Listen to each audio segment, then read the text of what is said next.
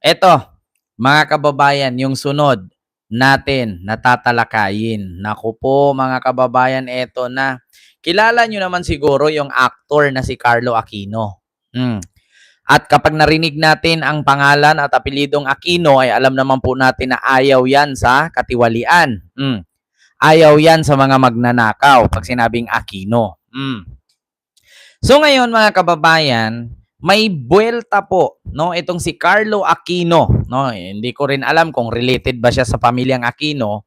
So mga kababayan, meron pong buwelta itong si Carlo Aquino sa mag-inang Loren Legarda at Leandro Libiste.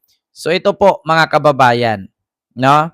Ito po yung post ni Carlo Aquino. Ang sabi, ito mga kababayan, ayan. Yan po ang post ni Carlo Aquino, isang actor po yan, na may banat kay Loren Legarda at kay Leandro Libiste. Ito ang una.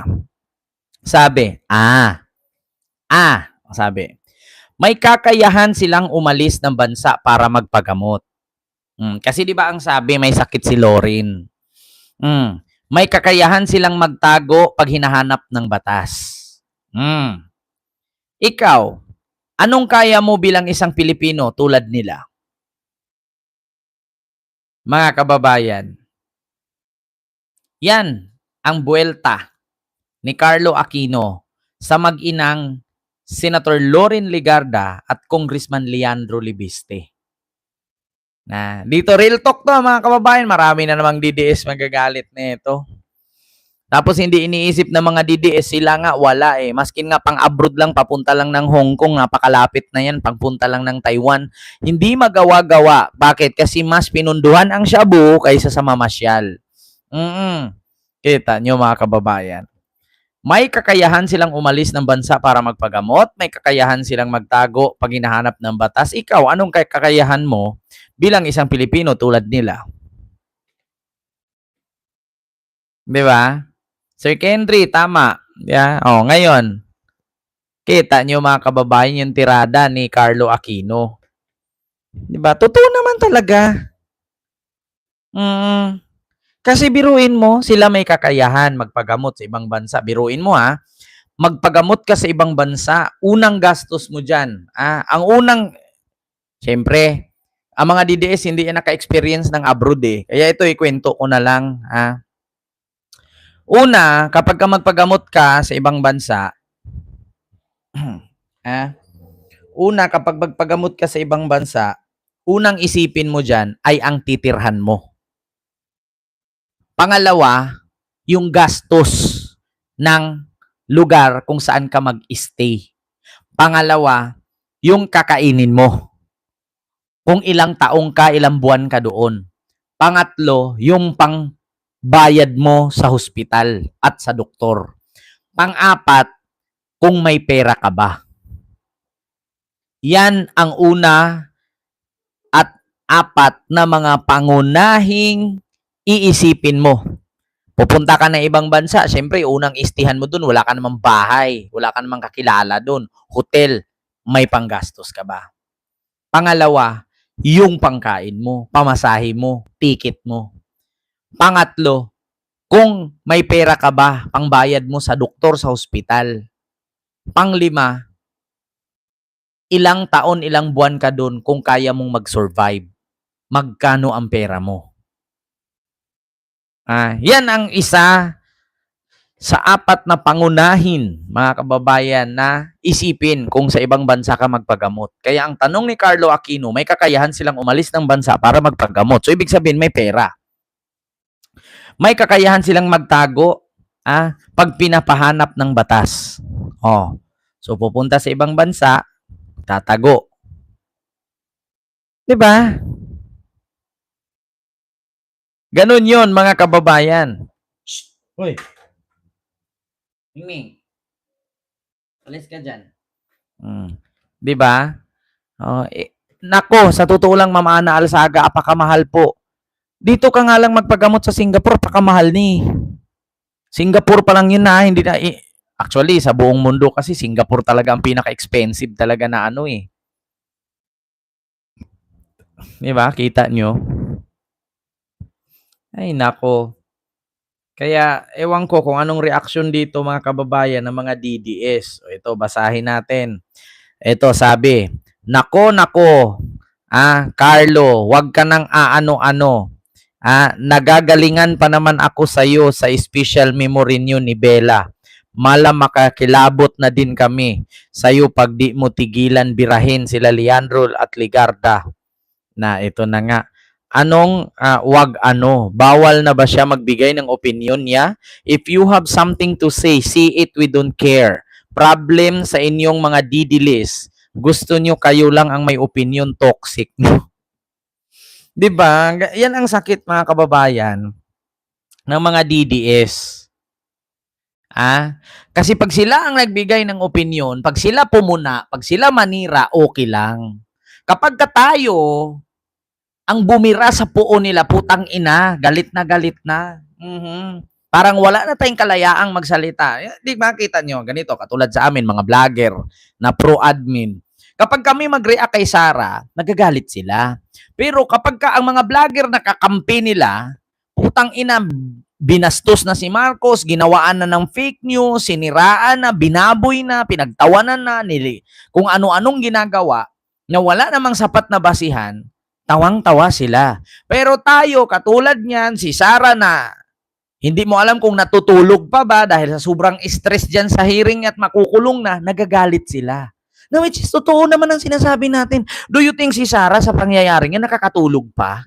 O, masama ba yon? Mali ba ang katanungan natin kung nakakatulog pa ba si Sara sa problemang kinakarap niya? 'Di ba? Pangalawa, mali ba ang magbigay ka ng opinion na si Sara ay may ninakaw kasi bakit ayaw humarap? Ayaw sumagot? Sila, yung sinabi nilang si BBM may colostomy bag, may cancer, butas ang gilid. May basihan ba? Wala nga silang proof may pakita. Pangalawa, si BBM addict bangag. Anong may pakita nila? Asaan yung drug test? Asaan yung hair follicle test? Di ba? Yan ang katanungan, mga kababayan. Pag sila ang manira, okay lang. Kapag tayo ang mag-react na meron namang mga pinagbabasihang balita at mga artikulo sa mga news outlet, mali na. So, ano gusto nyo mangyari? Pag kayo manira, kahit fake news, paniwalaan kayo. Pag kami na mag-react dahil fake news kayo, galit kayo. Ano yon? Ano, kayo lang pinagbigyan ng Panginoon ng bunganga? Kayo lang pinagbigyan ng Panginoon ng utak? Ano, kayo lang anak ng Diyos? Tangina nyo, yung kilala ko ngang anak ng Diyos, nakulong yung kayang magpahinto ng lindol, pero yung magpahinto sa kaso niya, hindi magawa. Tapos sabihin niya, anak siya ng Diyos. Sabi nga ni Digong, kung ako yung Panginoon, tapos ako, tugsok-tugsokin mong ganyan, tusok-tusokin mong gilid, paluin mo ako, lagyan mo ako ng tinik sa ulo, kung anak ako ng Diyos, di pinakuryente ko na kayong lahat. Kung ako yung Diyos, hindi ako papayag na ipako ako sa cross. Kasi Diyos ako makapangyarihan. Putang ina tos Digong, di ba? Asan yung Diyos ngayon ni Digong na anak ng Diyos na nakipagdebate kay Lucifer? Napahinto ba niya yung kaso niya? Tain niya, tanga, dadalhin na siya sa Amerika, doon na siya ibibitay. Di ba? Yan ang sakit ng mga DDS, mga kababayan. Kapag tayo sumusuporta sa Administrasyong Marcos, magbigay ka ng opinion katulad niyan. Sabi ni BBM, total, lagi naman tayong nagproblema sa basura, kolektahin natin yan, gawin natin kuryente. Tawang-tawa ang mga DDS. Saan na naman daw napulot ni BBM? Sinumpong na naman daw ng kaadikan. Basura daw, gawing kuryente. Palibhasa kasi, putang ina nyo mga DDS, wala kayong mga karats. Wala kayong mga knowledge. Sa madaling salita, mga bobo kayo. Yan yung sinasabi niyong 80 ang grado, abogado, pero hindi match sa pangangatawan. Ang hirap kaya sabihin, Amerikano ka, tapos yung balat mo, itim. Negro yun. Pero sa totoo lang, yung negro, yun yung totoong Americans. 'Di ba? Hindi ang puti. Kita mo, mga kababayan. Yung sasabihin mong, maganda ako. Pero nanay niya lang ang nagsabi. Hindi ang tao. 'Di ba? Beauty is in the eye of the beholder, 'di ba? Ay nako. Sa Tagalog nun, ang kagandahan ay nasa mata ng mga nakakakita. Huwag mong sabihing maganda ka kasi ang paningin sa'yo ng iba, pangit ka. Yeah? Ang totoong kagandahan nasa loob ng puso, wala sa panglabas na anyo. Kasi yung iba nga dyan, gumanda ang mukha dahil sa project na build. Yeah? Yung dating mukhang pusa, ngayon nagmukhang daga. Imbes na yung tulay ang asikasuhin, yung ilong ang pinasiminto. Imbes na yung kalsada ang palalawakin, yung panga, kinakaltasan. Imbes na yung ilog ang lagyan ng flood control, putang ina, ang balakang dinagdagan. Doon napunta ang build. Yeah? Yung ilong, imbes na pagandahin mo yung tulay, sa ilong nilagay. Imbis na ayusin mo yung kalsadang lubak-lubak, sa panga. Sa panga, kinaltas. Imbes na lagyan mo ng ayos na flood control ang mga ilog, sapa, sa balakang dinagdag. Diba? Ganon. Doon napunta ang build. Diba? Alam nyo na, mga kababayan, wala akong sinabing pangalan, bato-bato sa langit, matamaan ka, duling. 'Di ba? Matamaan, maduduling. Ay nako, mga kababayan. May kakilala pa naman akong tawag dito, benepisyaryo ng build, yung nagagalit pag namigay ng stop toy ang presidente. Benepisyaryo ng build. Yung nagagalit pag nagbigay ng stop toy. Buti nga yung presidente namigay ng stop toy. Yung vice presidente dyan, pag may bagyo, may baha, nawawala. 'Di ba? Yun, mga kababayan. Alam nyo na. No joke. Sabi ni Inday.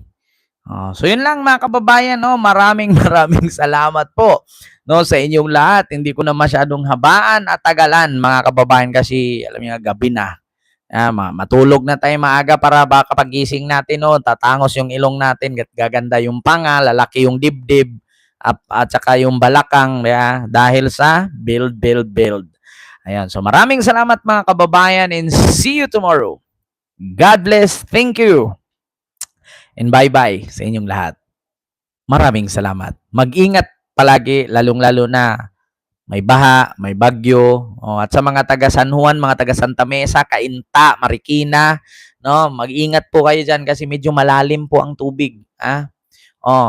Huwag nyo na pong sisihin kung sino man ang pangulo, kung sino man ang mayor, congressman sa lugar nyo. Bakit? Kung alam nyong bahain yung lugar na yan, magsilayas na kayo. Hindi nyo maiasa. Tsaka, simple lang yan. Alam nyo, lagi kayong binabaha, pero yung binoto nyo, paulit ng boto. Alam nyo na, sa sunod, huwag nyo na iboto. Yun lang mga kababayan. Maraming salamat. God bless and bye-bye.